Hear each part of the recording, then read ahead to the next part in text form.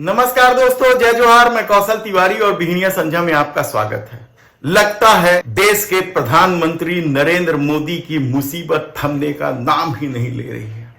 लगातार सुबह शाम उन्हें नई नई मुसीबतों का सामना करना पड़ रहा है और इस बार तो यह नई मुसीबत उनके दरवाजे तक जा पहुंची है और इस मुसीबत से छुटकारा नहीं पाया गया या कोई रणनीति नहीं बनाई गई तो यकीन मानिए इस मुसीबत के चलते 5 करोड़ वोट भारतीय जनता पार्टी से खिसक जाएंगे। यह 5 करोड़ वोट किस तरीके से खिसकेंगे यह हम बताएं, उससे पहले बता दें कि देश के प्रधानमंत्री नरेंद्र मोदी की मुसीबत शुरू हुई है हिंडनबर्ग की रिपोर्ट से। हिंडनबर्ग की रिपोर्ट में जिस तरीके से गौतम अडानी की कंपनियों को लेकर खुलासा किया गया और उसमें केंद्र सरकार की भूमिका को संदिग्ध बताया गया, उसके बाद से शुरू हुई नरेंद्र मोदी की मुसीबत थमने का नाम ही नहीं ले रहा है। इसके बाद एक मुसीबत आई बृजभूषण शरण सिंह को लेकर, महिला पहलवानों के यौन शोषण को लेकर और किस तरीके से केंद्र सरकार अपने इस सांसद को बचाने के लिए क्या कुछ नहीं किया, उसकी गूंज पूरी दुनिया में हुई। समूचा देश तो हैरान था ही, दुनिया में भी इस बात की आलोचना होने लगी कि महिला पहलवानों की छाती पर हाथ धरने वाले को कोई सत्ता कैसे बचा सकता। बिल्किस बानो के बलात्कारियों को समय पूर्व रिहाई का मामला हो या फिर अमर मनी त्रिपाठी जैसे माफिया डांग को समय पूर्व रिहाई की बात हो। यही नहीं, मणिपुर जल रहा है, अब भी जल रहा है मणिपुर, लेकिन देश के प्रधानमंत्री नरेंद्र मोदी को इतनी फुर्सत नहीं है कि वे मणिपुर जाकर वहां के लोगों और वहां की हालात को समझ सके। गृह मंत्री अमित शाह एक दौरा जरूर किए और उन्होंने कहा था कि 15 दिन बाद वे जरूर आएंगे, लेकिन आज तक नहीं गए और मणिपुर के हालात दिनों दिन बिगड़ते जा रहे हैं। यहां तक कि वहां के भारतीय जनता पार्टी के नेताओं की भी मुसीबत आ गई है।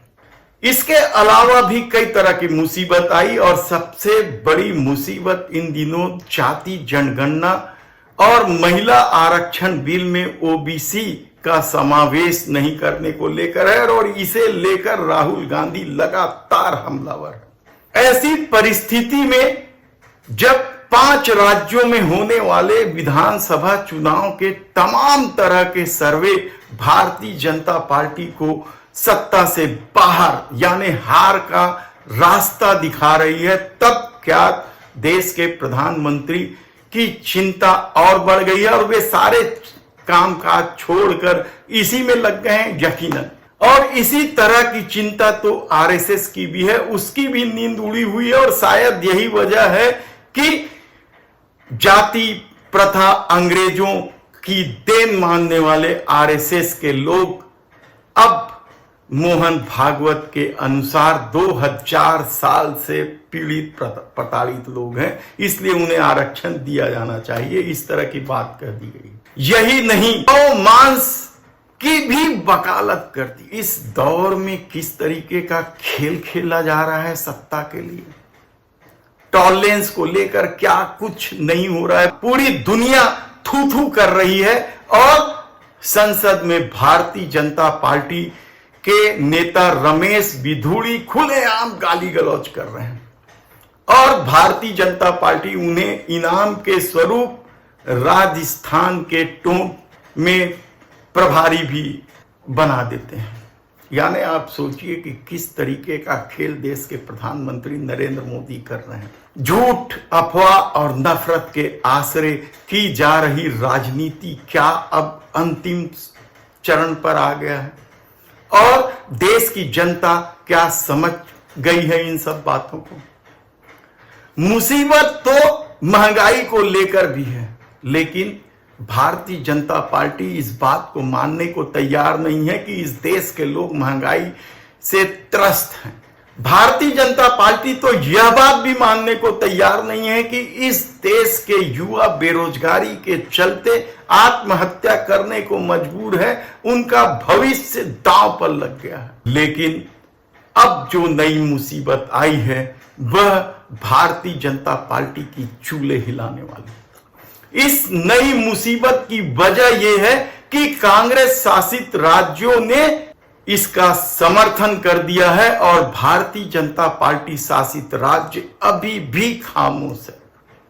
यह मामला है पुरानी पेंशन योजना को लेकर। पुरानी पेंशन योजना को लेकर जिस तरीके से कर्मचारी लामबंद होने लगे हैं और इस मामले को लेकर कांग्रेस और आम आदमी पार्टी भी कांग्रेस ने तो हिमाचल, छत्तीसगढ़ सहित कई राज्यों में इसे लागू करने की घोषणा कर दी है, तो आम आदमी पार्टी ने भी पंजाब, दिल्ली में कदम बढ़ा दिया है। और इस तरह के समर्थन के बाद कर्मचारी अब दिल्ली जा पहुंचे। 1 करोड़ कर्मचारी हैं ऐसा उनका दावा है और पर कर्मचारी 5 वोट भी माना जाए तो 5 करोड़ वोट एक ही झटके में क्या भारतीय जनता पार्टी के हाथों से खिसक जाएगी, क्योंकि कर्मचारी अब किसी भी सूरत में इस नए पेंशन स्कीम को स्वीकार करने को तैयार नहीं है। और चूंकि यह योजना भारतीय जनता पार्टी की सरकार ने ही लाई थी, अटल बिहारी वाजपेयी की सरकार ने इसे लाया था, इसलिए भारतीय जनता पार्टी को इसे वापस लेने में बड़ी दिक्कत हो रही है। ऐसी परिस्थिति में जब कर्मचारी लाखों की तादाद में दिल्ली जा पहुंचे हैं, तो क्या यह केंद्र सरकार के लिए नई मुसीबत नहीं है, मोदी शाह के लिए नई मुसीबत नहीं है? क्योंकि कहा जा रहा है कि रामलीला मैदान इससे पहले अन्ना आंदोलन के दौरान ही इस तरह की भीड़ से अटी पड़ी रही है। ऐसी परिस्थिति में इस नई मुसीबत से मोदी सत्ता कैसे छुटकारा पाएगी? धन्यवाद।